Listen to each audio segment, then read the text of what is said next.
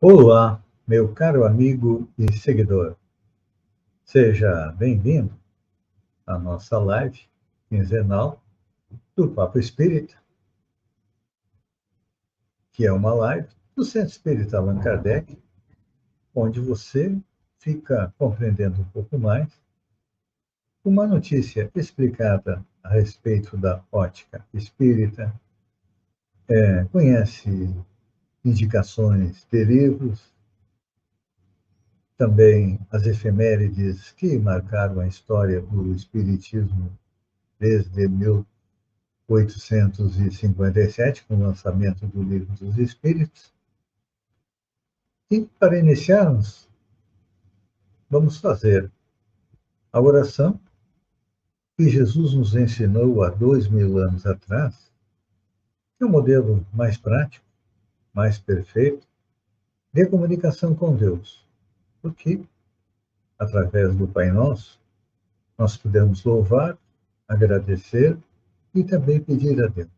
Então, dizer: Pai Nosso, que está no céu, santificado seja o teu nome, venha a nós o teu reino, seja feita a tua vontade, assim na terra como no céu. O pão nosso de cada dia nos dá hoje, o pão do corpo, mas principalmente o pão do espírito. Perdoa as nossas dívidas à medida em que perdoarmos aqueles que nos devem, e não nos deixa cair na tentação, mas livra-nos do mal, que assim seja. Hoje, o nosso Papo Espírita vai abordar, esclarecer, a respeito de uma notícia que vem lá dos Estados Unidos. O estado da Louisiana obriga que escolas tenham 10 mandamentos em sala de aula. Uma lei que força as escolas públicas a terem cópias dos 10 mandamentos em sala de aula foi aprovada na Louisiana, nos Estados Unidos. O projeto, um deputado republicano, obriga que as escolas tenham um pôster com os 10 mandamentos, escrito com fontes grandes e legíveis. Todas as unidades de ensino, das creches públicas e faculdades estaduais, devem ter o pôster com o conjunto das regras. Segundo o deputado, segundo o projeto, mandamentos são descritos em lei como documentos fundamentais do nosso Estado e governo nacional. A lei foi assinada pelo governador da Louisiana, o republicano Jeff Landry, que disse que mal espera para ser processado. Se você quiser respeitar o Estado de Direito, disse ele, você precisa começar pelo legislador original, que foi Moisés. Entidades se manifestaram contra a legislação. A União Americana pelas Liberdades Civis e as organizações Americanos Unidos pela Separação entre Igreja e Estado, a Fundação para a Liberdade da Religião, soltaram nota conjunta contra a lei, afirmando que viola a separação entre Igreja e Estado e que é flagrantemente inconstitucional. A autora da lei disse que os mandamentos são o prumo que formou as leis americanas. Além disso, a republicana Dudie Harton afirmou que as pessoas de todas as esferas da vida, de todas as religiões, de todos os países, têm que obedecer às leis do nosso país, sejam elas ofensivas ou não.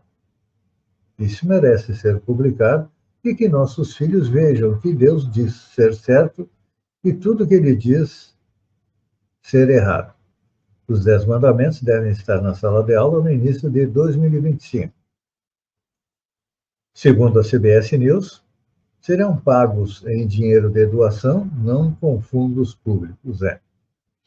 Vamos tentar compreender um pouco a respeito dos 10 mandamentos e daquele que os outorgou à humanidade, que foi Moisés. No Evangelho segundo o Espiritismo, capítulo 1, Allan Kardec nos esclarece a respeito das 3 revelações principais para o mundo ocidental. Primeiro, Moisés, que nos traz a existência de um Deus único. Depois vem Jesus, que nos apresenta os fundamentos da lei de amor. E a terceira revelação seria o Espiritismo, que torna novamente compreensíveis os ensinamentos de Jesus. Nós vamos analisar, no caso, Moisés e os 10 Mandamentos neste Papo Espírita hoje. Na lei mosaica, há duas partes distintas: a lei de Deus, promulgada no Monte Sinai, e a lei civil ou disciplinar decretada por Moisés. Uma é invariável, no caso, a lei de Deus. A outra é apropriada aos costumes e ao caráter do povo e se modifica com o tempo. Então, a lei de Deus está formulada nos 10 seguintes mandamentos. Eu vou ler os 10 mandamentos para refrescar a memória. Eu sou o Senhor vosso Deus, que vos tirei do Egito, da casa da servidão. Não tereis diante de mim outros deuses estrangeiros. Não fareis imagens esculpidas, nem figura alguma que está em cima do céu, nem embaixo na terra, nem quer que esteja sob as águas ou sob a terra. Não os adoreis, e não lhes presteis culto soberano. O segundo é, não pronunciais em vão o nome do Senhor vosso Deus. Terceiro, lembrai-vos de santificar o dia de sábado. Quarto, honrai vosso pai e vossa mãe, a fim de viverdes longo tempo na terra que o Senhor Deus vos dará. Quinto, não mateis. Sexto, não cometeis adultério. Sétimo, não roubeis. Oitavo, não presteis testemunho falso contra o vosso próximo. Nono, não desejeis a mulher do vosso próximo. E o 10º mandamento, não cobiceis a casa do vosso próximo, nem seu servo, nem sua serva, nem seu boi, nem seu asno, nem qualquer coisa que lhe pertença. Então, esses são os 10 mandamentos que foram trazidos por Moisés. E isso que Moisés nos trouxe é de todos os tempos. E também em todos os países, essa lei tem, por isso mesmo, caráter divino. Todas as outras são leis que Moisés decretou, obrigando que servia a conter pelo temor um povo naturalmente turbulento e disciplinado, na qual tinha ele de combater arraigados abusos e preconceitos adquiridos durante a escravidão no Egito. Então, para imprimir a autoridade das suas leis, houve que lhes atribuir origem divina, conforme fizeram todos os legisladores dos povos primitivos. A autoridade do homem precisava apoiar-se na autoridade de Deus, mas só a ideia de um Deus terrível podia impressionar criaturas ignorantes, em as quais, ainda pouco desenvolvidos, se encontrava o senso moral e o sentimento de uma justiça reta. Então é evidente que aquele que incluíra entre seus mandamentos este não matarás, não causeis dano ao vosso próximo, não poderia contradizer-se, fazendo da exterminação um dever. Então as leis mosaicas, propriamente ditas, revestiam, pois, um caráter essencialmente transitório. O Espírito Emmanuel, no livro O Consolador, psicografado por Francisco Xavier, responde uma pergunta a respeito dos 10 mandamentos, que, recebidos por Moisés no Sinai, base de toda a justiça de hoje, foram alterados pelas seitas religiosas? E a pergunta que foi feita a Emmanuel e que ele responde. As seitas religiosas de todos os tempos, pela influenciação dos seus sacerdotes, procuraram modificar os textos sagrados. Todavia, apesar das alterações transitórias, os 10 mandamentos, transmitidos à terra por intermédio de Moisés, voltam sempre a ressurgir, na sua pureza primitiva, como base de todo o direito do mundo, sustentáculo de todos os códigos de justiça terrestre. E aí, é perguntado também ao Espírito Emmanuel como entender a palavra do Velho Testamento quando diz que Deus falou a Moisés no Sinai. A resposta de Emmanuel é: estáis atualmente em condições de compreender que Moisés trazia consigo as mais elevadas faculdades mediúnicas, apesar das suas características de legislador humano. Então é inconcebível que o grande missionário dos judeus e da humanidade pudesse ouvir o Espírito de Deus. Estais, porém, habilitados a compreender agora que a lei, ou a base da lei dos 10 mandamentos, foi editada pelos emissários de Jesus. Portanto, todos os movimentos de evolução material e espiritual do orbe se processam, como até hoje se processam, sob a augusta e misericordiosa vontade de Jesus, que é o governador espiritual do planeta. E também é questionado a Emmanuel se Moisés transmitiu ao mundo a lei definitiva. A resposta do Emmanuel é: o profeta de Israel deu à terra as bases da lei divina e imutável, mas não toda a lei, integral e definitiva. Por isso que depois vieram Jesus nos trazer a lei de amor e veio o Espiritismo esclarecer os 10 mandamentos através do quê? Através das 10 leis morais que estão na terceira parte do livro dos Espíritos. Mas é interessante.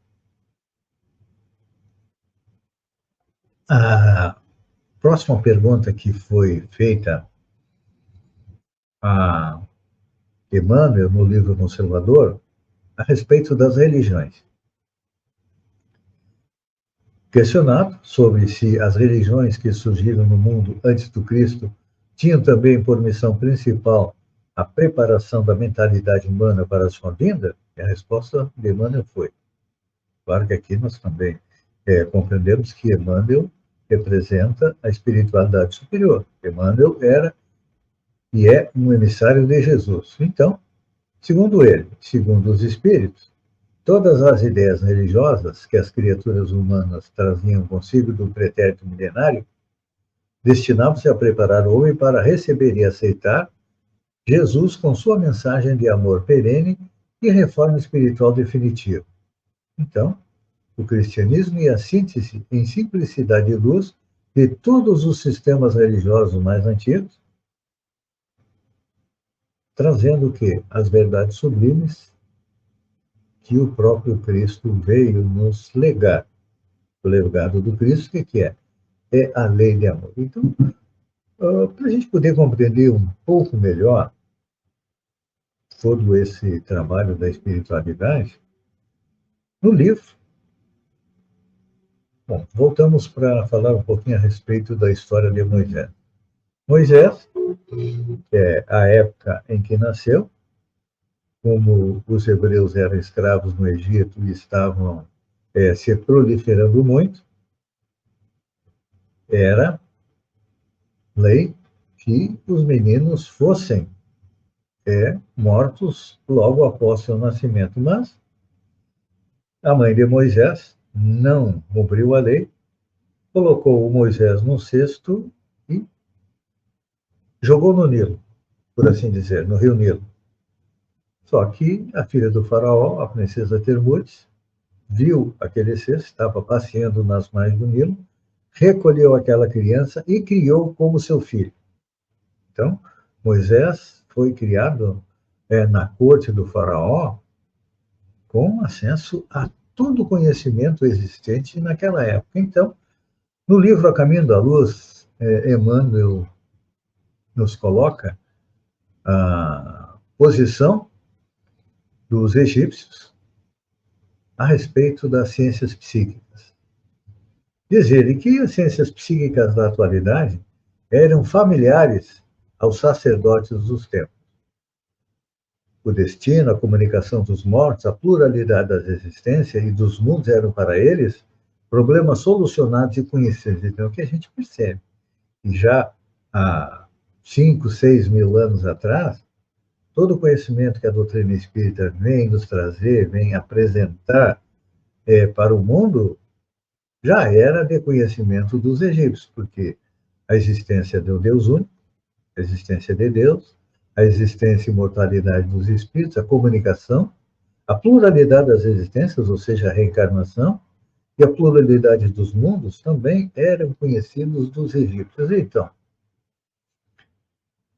e no grande número de afrescos, que são as pinturas que existem nas paredes dos templos egípcios, apresentava-se o homem terrestre acompanhado do seu duplo espiritual, ou seja, os egípcios já figuravam o homem como sendo um ser duplo, sendo corpo e também espírito. E os papiros, que nos falam das suas avançadas ciências nesse sentido. Através deles podem os egiptólogos modernos reconhecer que os iniciados sabiam da existência do corpo espiritual pré-existente que organiza o mundo das coisas e das formas. Seu conhecimento a respeito das energias solares com relação ao magnetismo humano eram muito superiores ao da atualidade. Desse conhecimento nasceram os processos de mumificação dos corpos, cujas formas se perderam na indiferença e na iniquidade de outros povos. Então, os seus reis, e no caso Moisés era componente da família real, estavam tocados dos mais altos graus da iniciação, enfeixando nas mãos todos os poderes espirituais e todos os conhecimentos sagrados. É por isso que a sua desencarnação provocava a concentração mágica de todas as vontades, no sentido de cercar-lhes o túmulo de veneração e de supremo respeito. Esse amor não se traduzia apenas nos atos solenes da mumificação. Também o ambiente dos túmulos era santificado por um estranho magnetismo. Os grandes diretores da raça faziam jus a semelhantes consagrações, pois eram considerados dignos de toda a paz no silêncio da morte. Então, interessante, né? Todo esse conhecimento foi adquirido por Moisés e foi utilizado naquela parte dos evangelhos onde há vamos dizer assim, um duelo entre Moisés e os magos egípcios. O que aconteceu? Não é que Moisés era mais forte que eles, é que eles não usaram todo o seu poder que estava nos planos de Deus e de Jesus, e os hebreus voltassem para a sua pátria, a Palestina. E foi o que aconteceu. E é interessante, né, para a gente compreender um pouco melhor os 10 mandamentos de Moisés, como nós colocamos aqui já, era de conhecimento, eram as leis que vigiam em todos os povos, que o livro dos mortos do Egito, que não é um livro, era um papiro, né? Na mitologia egípcia, o tribunal de Osíris, que era um dos deuses principais, o julgamento de Osíris é uma cerimônia descrita no livro dos mortos para julgar o espírito quando chega no além. E uma das extremidades da sala das duas verdades encontrava-se o deus Osíris sentado num trono, acompanhado de outros deuses e de mais 42 juízes. No centro da sala colocava-se uma balança que se pesava o coração do morto. O deus Chacal, Anubis, era o responsável por operar a balança. Diante das divindades e juízes, o morto devia realizar uma confissão negativa, ou seja, a sua declaração de inocência. Mas antes de fazê-la, ele dirigia-se ao seu coração e pedia que não o contradissesse. Essa forma aparecia escrita no escarvélio do coração, um amuleto que se coloca entre as ataduras da múmia, perto do coração. Deve, então, recitar uma fórmula. Então, o morto se colocava diante dos juízes e recitava uma fórmula na qual ele declarava inocente de todos os pecados. E olha, o morto, no caso, ele tinha que responder a 35 perguntas. Primeiro, ele colocava, eu vou rapidamente ler algumas, que é para nós fazermos depois a comparação. Ele declarava, eu não pequei, eu não roubei com violência, eu não furtei, eu não assassinei homem e mulher, eu não furtei grãos, eu não me apropriei de oferendas, eu não furtei propriedade do Deus, eu não proferi mentiras, eu não desviei comida, eu não proferi palavrões. Hoje em dia está difícil, né? Eu não cometi adultério, nem me deitei com homens. Eu não levei alguém ao choro. Eu não senti o inútil remorso. Eu não ataquei homem algum. E aí vai indo. São 35 nãos que ele tem que dizer. E ele vai indo. Eu não dominei alguém pelo terror. Eu não transgredi a lei. Eu não fui irado. Eu não fechei meus ouvidos às verdadeiras palavras. Eu não blasfemei. Então, esta declaração que está no livro dos mortos, eu posso dizer, o que aconteceu? Eram 35 itens que a pessoa tinha que responder não. Moisés, com todo o conhecimento que tinha, e é claro que, sob o comando de Jesus, compactou, o verbo que a gente usa hoje em dia, compactou. Esses não eram 35, eram 42 itens, desculpem. Estes 42 itens, o quê? Nos 10 mandamentos. E aí a gente compreende que todos os povos tinham o conhecimento da lei divina, cada um de acordo com as suas peculiaridades. Então, Moisés, de acordo com o Evangelho segundo o Espiritismo, nos traz a primeira revelação, que é importante, além da lei civil, era o conhecimento do Deus único, que até então todos os povos eram politeístas, ou acreditavam na existência de vários deuses. Moisés traz para o povo hebreu a existência do Deus único, e eles se mantêm monoteístas até hoje, apesar de ainda estarem muito aferrados ao Velho Testamento. Eles não aceitam Jesus como governador espiritual do planeta e não aceitam também o Evangelho do Mestre Jesus, que veio nos trazer o quê? A lei de amor. E, finalmente, à medida que o mundo foi evoluindo, a gente percebe que os ensinamentos de Jesus foram deturpados, alterados, e houve a necessidade de quê? De que eles fossem novamente relevados ao mundo, claro que com a roupagem do século XIX já atualizado. Então, por isso que Jesus, ao retornar à pátria espiritual, coloca: na época apropriada vos mandarei o Consolador prometido. E as pessoas acreditaram que Jesus iria retornar novamente ao planeta, mas não. Hoje, ele nos manda o quê? O Consolador prometido, o Espiritismo, que é a ciência que estuda a origem, a natureza e o destino dos espíritos, bem como as suas relações com o mundo corporal. Então, para o mundo mais evoluído, precisamos de uma ciência, e a ciência espírita, que estuda tudo isso. Precisamos de uma filosofia que está lá no livro dos Espíritos, e precisamos também do quê? Da moral.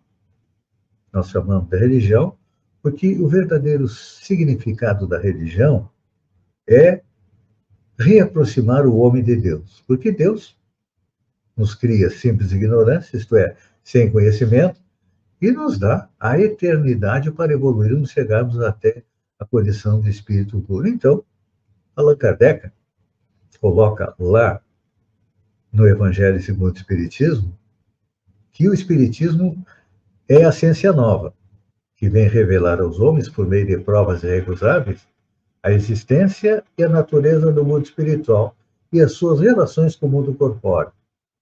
Ele nos mostra não mais uma coisa sobrenatural, porém, ao contrário, como uma das forças vivas e sem cessar atuantes da natureza, como fonte de uma imensidade de fenômenos até hoje incompreendidos, por isso mesmo, relegados ao domínio do fantástico e do maravilhoso. É a essas relações que o Cristo alude em muitas circunstâncias, e daí vem que muito do que ele disse permaneceu ininteligível ou falsamente interpretado. Então, o Espiritismo é a chave com auxílio da qual tudo se explica de um modo fácil. Então, a lei do Antigo Testamento teve Moisés a sua personificação. O Novo Testamento tem o Cristo. Já o Espiritismo, a terceira revelação, não tem personificada nenhuma individualidade, porque é fruto do ensino dado não por um homem, mas sim pelos Espíritos, que são as vozes do céu, que são os emissários de Jesus. Então, quando Cristo disse há 2000 anos atrás, eu não vim destruir a lei, sim cumpri-la, também o Espiritismo diz, não veio destruir a lei cristã, mas dar-lhes execução e explicação. Nada ensina contrário ao que ensinou o Cristo, mas desenvolve, completa e explica, e em termos claros para todas as pessoas, aquilo que foi dito há 2000 anos atrás, ou há 3.500 anos atrás por Moisés, depois por Jesus, sob forma alegórica. Este é o trabalho de Moisés, do Cristo e também do Espiritismo. Vamos aí homenagear Moisés com uma música antes de irmos para as efemérides espíritas. Moisés, o profeta libertador, trouxe a lei de Deus ao povo oprimido. 10 mandamentos de amor e justiça. No Monte Sinai, o céu se abriu. A lei divina, eterna e universal, guia a humanidade no caminho real. Com amor, justiça e compaixão, construindo um mundo melhor, sem opressão. Não matarás, não roubarás, não mentirás, honrarás pai e mãe, o sábado santificarás. Amarás a Deus acima de tudo, e ao próximo como a ti mesmo tratarás. A lei divina, eterna e universal, guia a humanidade no caminho real. Com amor, justiça e compaixão, construindo um mundo melhor, sem opressão. Não matarás, não roubarás, não mentirás, honrarás pai e mãe. O sábado santificarás, amarás a Deus acima de tudo, e ao próximo como a ti mesmo tratarás. Não matarás, não roubarás, não mentirás, honrarás pai e mãe. O sábado santificarás, amarás a Deus acima de tudo, e ao próximo como a ti mesmo tratarás. A lei divina, eterna e universal, guia a humanidade no caminho real. Com amor, justiça e compaixão, construindo um mundo melhor, sem opressão. Desde Moisés, transitórias e sociais, moldadas ao tempo e ao povo em questão, com autoridade divina revestida, para conter a rebeldia e opressão. A lei divina, eterna e universal, e a humanidade no caminho real. Com amor, justiça e compaixão, construindo um mundo melhor, sem opressão. A lei divina, eterna e universal, guia a humanidade no caminho real. Com amor, justiça e compaixão, construindo um mundo melhor, sem opressão. Em Moisés a lei divina se revelou, e no Espiritismo a verdade se completou. Com amor e caridade a lei se renova, e a redenção da alma se concretizou.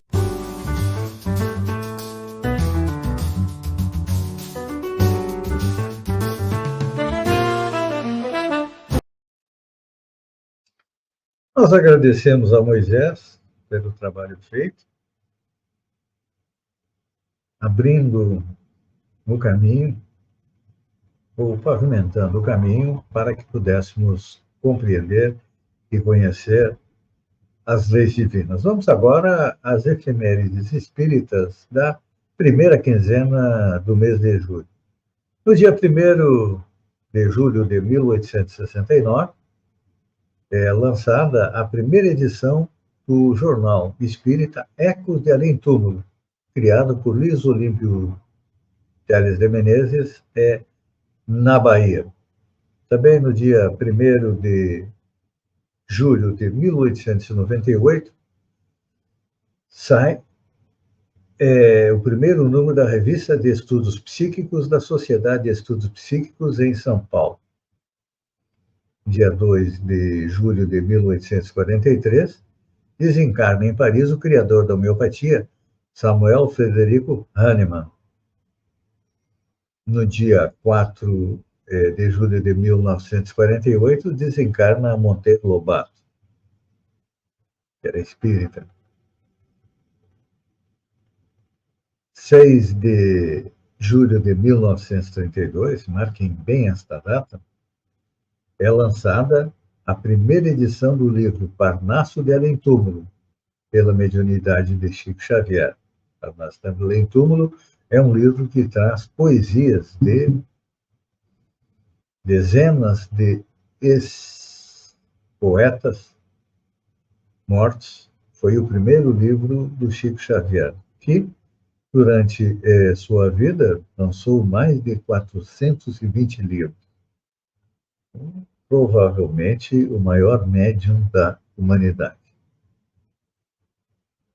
Também no dia 7 de julho já de 1930, desencarna Arthur Conan Doyle, criador do famoso detetive Sherlock Holmes, adepto do espiritismo. Ele escreveu o livro A História do Espiritismo. No dia 8 de 7 de 1938, a revista norte-americana The Two Worlds, ou Dois Mundos, publica a mensagem de Kai Barchutel através da médium inglesa Mary Woods, com um recado fraterno ao seu amigo português Frederico Duarte. 9 de 7 de 1918, desencarna na Itália a famosa médium Esápia Palladino. 12 de 7 de 1936, é fundada a Federação Espírita do Estado de São Paulo. E o nosso último acontecimento é, em 13 de julho de 1967, a abertura do primeiro Congresso da Mocidade do Rio de Janeiro, no auditório do jornal O Globo, promovido pela Liga Espírita do Rio de Janeiro. Hoje, a respeito dos livros, nós vamos levar até você os maiores sucessos, ou seja, os 10 livros mais adquiridos pelos leitores da Federação Espírita Brasileira, que é o órgão máximo do espiritismo. Então, em primeiro lugar, está a edição econômica do Evangelho segundo o Espiritismo. O Evangelho segundo o Espiritismo, todos nós sabemos, né? Traz a explicação das máximas morais do Cristo em concordância com o Espiritismo e a aplicação de diversas posições da vida. É adequado para leitura e estudo. Segundo, livro mais vendido é o Livro dos Espíritos, também na edição econômica, que é mais acessível, mais barata, né? Então, nele nós temos 1018 perguntas e respostas com os princípios da doutrina espírita, segundo o ensinamento dado pelos espíritos superiores. Em terceiro lugar está o livro Nosso Lar. É o primeiro livro da coleção Nosso Lar. Sucesso nos cinemas e nas livrarias, a obra é um marco na literatura mediúnica, por mostrar, em detalhes inéditos, a vida no mundo espiritual. É o primeiro livro do espírito André Luiz, em 1944. Ele inaugura a coleção A Vida no Mundo Espiritual, com 13 livros que nos mostram, com pormenores, como é que é a espiritualidade. O quarto livro mais vendido é o livro Os Mensageiros. Aqui, neste livro, os acontecimentos descritos no Nosso Lar, depois do livro Nosso Lar, André Luiz relata a experiência de espíritos que reencarnam com instruções específicas para o autoaprimoramento, mas que nem sempre foram bem-sucedidos nos compromissos assumidos antes de renascer. E tem também o filme, né, que foi lançado neste ano, e hoje em dia ele está no catálogo da Netflix. O quinto livro mais vendido é Paulo Estevão. Após promover o assassinato de Estevão, primeiro mártir do cristianismo, Saulo de Tarso, transforma-se progressivamente no apóstolo Paulo. É uma biografia sensível e emocionante do primeiro perseguidor dos cristãos, e aí depois se transformou no maior divulgador do cristianismo. O sexto livro mais vendido é o Estudo Sistematizado da Doutrina Espírita. É o primeiro de uma trilogia de 3 livros que apresenta orientações básicas dos espíritos superiores. É um resumo da doutrina espírita. Em sétimo lugar está o livro A Caminho da Luz. Ele narra a história da humanidade a partir do olhar da espiritualidade. Apresenta a trajetória de diversas civilizações, analisa períodos como Idade Média, Renascença, aborda episódios como as Cruzadas, a Revolução Francesa e reflete sobre o futuro dos homens. O oitavo livro mais vendido, esse aqui é bom para nós que somos mais idosos, é o Evangelho segundo o Espiritismo em letras grandes, ou seja, bem melhor de ler. O nono livro mais vendido é Missionários da Luz. Faz parte da coleção Nosso Lar, e os acontecimentos narrados em Os Mensageiros, depois dos Mensageiros, apresenta os mistérios da reencarnação e todo o trabalho dos encarregados de produzir o processo de renascimento. É o terceiro volume da coleção A Vida no Mundo Espiritual. E, em décimo lugar, nós temos o Livro dos Médiuns, considerado o mais completo guia explicativo das atividades de comunicação com o mundo espiritual. É uma edição no formato econômico, que é mais acessível ao bolso das pessoas. Amigo e seguidor, eu agradeço a você por ter estado comigo durante esses minutos. Fiquem com Deus e até o próximo Papo Espírita. Mas vamos encerrar novamente. No início, nós pedimos por nós. Agora, agradecer por essa oportunidade de conhecimento, de aprendizado e reflexão a respeito da doutrina espírita, com a oração que Jesus nos ensinou há 2000 anos atrás. Pai nosso, que está no céu, santificado seja o teu nome, venha a nós o teu reino, seja feita a tua vontade, assim na terra como no céu. O pão nosso de cada dia nos dá hoje, pão do corpo, mas principalmente o pão do Espírito. Perdoa nossas dívidas à medida em que perdoamos aqueles que nos devem, e não nos deixa cair na tentação, mas livra-nos do mal, que assim seja. Eu agradeço a você por ter estado comigo durante esses minutos, agradeço a espiritualidade superior, os mentores do Centro Espírita Allan Kardec, que sempre nos acompanham nas atividades espíritas, e até o próximo Papo Espírita.